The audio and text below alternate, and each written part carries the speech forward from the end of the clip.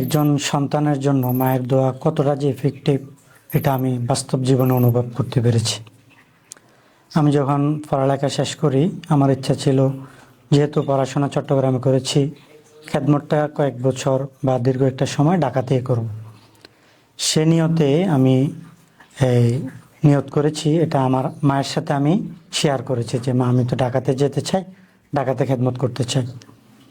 তখন আমার মা বলল, ঠিক আছে, যেহেতু তোমার ইচ্ছা, তোমার আশা, যাও। তখন সেখানে আমার ছোট বোন উপস্থিত ছিল। আমার ছোট বোন একটু হাসি মুখে রসিকতা করে বললো আর কি, যে আপনার সন্তান তো একদম সাদাসিধে, ঢাকা গিয়ে আমার মনে হয় টিকতে পারবে না। তখন আমার মা বলল যে আমার সন্তান সাদাসিধে হয়েছে, কি হয়েছে, আমার সন্তানের সাথে আমার দোয়া আছে। আমি আল্লাহর কাছে সবসময় দোয়া করি যে আমার সন্তানকে যেন সুস্থ রাখে এবং তার সমস্ত যে আশাগুলো আছে আশাগুলো পূরণ করে। তখন আমার মায়ের সেই দোয়া নিয়েই আমি ঢাকাতে আসা। ঢাকাতে আসার পরে আমি আমার খালার বাসায় অবস্থান নেই। সেখানে অবস্থান নেওয়ার পরে এই একটি মাদ্রাসায় আমি ইন্টারভিউ দেই। ইন্টারভিউ দেওয়ার পরে সেখানে আমার হয় নাই। তার কারণ হলো আমি ছিলাম ছোট। তারা ছিল ইন্টারভিউ দিয়ে নিয়ে সে মাদ্রাসাটার পরিচালক বানাবে। তো আমার অত বয়স হয় নাই দেখে আমাকে তারা রাখে নাই। তারপরে এভাবে থাকতে থাকি। কিছুদিন পর আরেক জায়গায় আমি ইন্টারভিউ দেই। তো সে প্রতিষ্ঠানটা ছিল একদম ছোট, মাদ্রাসার পরিচালক ছিল। পরিচালক একটু ব্যস্ত, আমাকে বললো যে আপনি সময় দিবেন, আমিও আছি, দেখাশোনা করব। আমি বললাম ঠিক আছে, আমিও যেহেতু মানুষ ছোট, প্রতিষ্ঠানের ছোট, আমি এখানে থাকি কিছুদিন। তো থাকতে যখন সকালে গিয়েছি, আমি সকালে থাকছি, দুপুরে খানা খাইছি। আমি নতুন জায়গায়, আমার একটু আনইজি ফিল হচ্ছে। তারপরে কষ্ট করে থাকতেছি। আমি যেহেতু আশা, ঢাকায় থাকবো, অবস্থান করব। রাত যখন হলো, ওই মোহতামিম সাহেবের আলাদা রুম আছে, আমাকে একটা রুমে থাকতে দিল। সে রুমটা একটু বড় এবং ওই রুম অনুযায়ী একটা মশারি বানানো ছিল। আমি যখন থাকা শুরু করলাম, আমাকে মোহতামিম সাহেব এসে বললো, হুজুর ওই মশারিটা না নাই আপনি থাকেন। এবং ওই সময়টা প্রচুর গরম, একতলার বিল্ডিং ছিল এবং ছাদের গরমে আমার পুরো শরীর ঘেমে যেত, ফ্যান চললেও ঘেমে যেত। তারপরেও কষ্ট করে আসি, যেহেতু আমি ছোট মানুষ, এখনও আমার ওরকম কোনো ধরনের লিঙ্ক নেই, আমি বড় কোথাও যেতে পারতেছি না। আরেকটা বিষয় হলো এখানে যে আমার উস্তাদদেরকে আমি বললে অবশ্যই তারা একটা ভালো আমাকে খেদমতের ব্যবস্থা করে দিত, কিন্তু আমি কাউকে জানাইনি। কারণ হলো আমার একটা দৃষ্টিভঙ্গি ছিল যে আমি কারো যে সাহায্য, এটা আমি নেব না, কারো সাহায্য নেওয়া ছাড়াই আমি আমার একটা অবস্থান তৈরি করব। সেই জায়গা থেকে আমি নিজেই চেষ্টা করতেছি। তো ওই রাত যখন আমি থাকতেছিলাম, আমাকে মশা কামড়াচ্ছে, প্রচুর গরম, আমি সারা রাত বসে বসে কান্না করছি যে আমি কি একটা অবস্থায় আসলাম। অনেক কষ্ট করতেছি, কষ্ট সহ্য করে তারপরে আমি সকালবেলা সিদ্ধান্ত নিলাম, না আমার এখানে আমার আর সহ্য হচ্ছে না, আমি আর থাকবো না।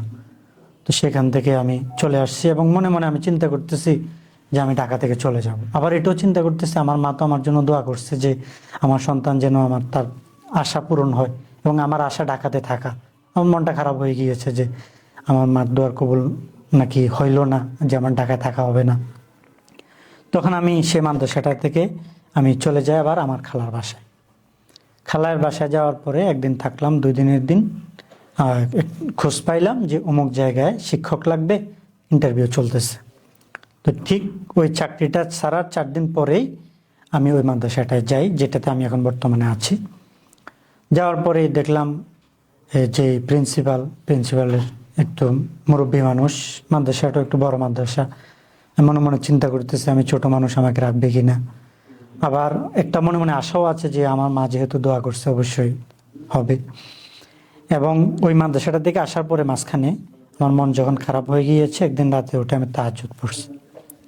তাহাজ্জুদ পড়ে আল্লাহর কাছে দোয়া করছি, আল্লাহ আমার তো অনেক আশা, আমি একটু ঢাকাতে থাকবো, আপনি যেভাবে হোক আমাকে একটু চাকরির ব্যবস্থা করে দেন।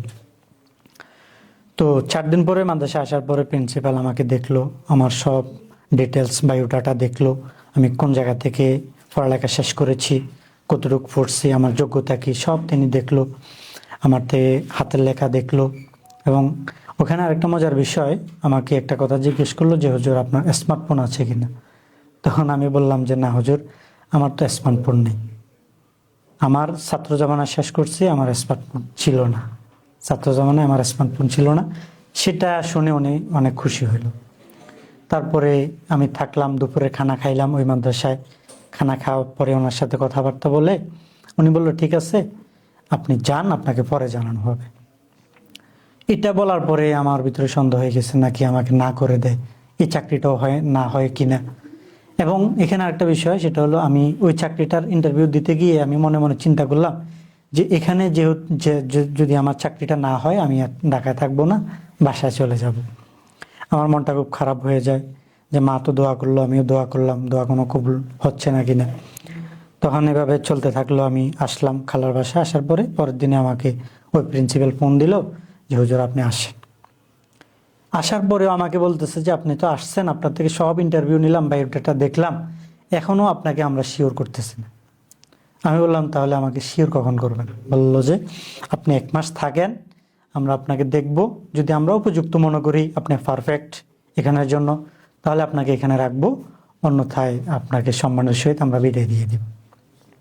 তখন আমার ভিতরে একটা ভয় কাজ করে, যেহেতু আমার শিক্ষকতার জীবনের শুরু, এবং আবার এর মাঝে আবার একদিন ইন্টারভিউ হয়ে গেলে তো শেষ, আমাকে 1 মাস সময় টাইম ধরিয়ে দিল যে 1 মাসে আমাকে দেখবে যে আমি কিভাবে পড়াচ্ছি, কিভাবে চলাফেরা করতেছি। তো এভাবে থাকতে থাকি, আমার নিজের ভিতরে ভয়ও কাজ করতে থাকে, আমি নিজেও দোয়া করতে থাকি, মার কাছেও দোয়া আছে যে মা আমার জন্য দোয়া করেন, মাও দোয়া করতেছে। থাকতে থাকতে 1 মাস পরে যখন আমার এই স্যালারি দেওয়ার সময় হলো, মতান সাহেব ডাকলো, ডেকে আমাকে জিজ্ঞেস করতেছে যে আপনার প্রতিষ্ঠান কেমন লাগতেছে, এখানে থাকবেন কি না।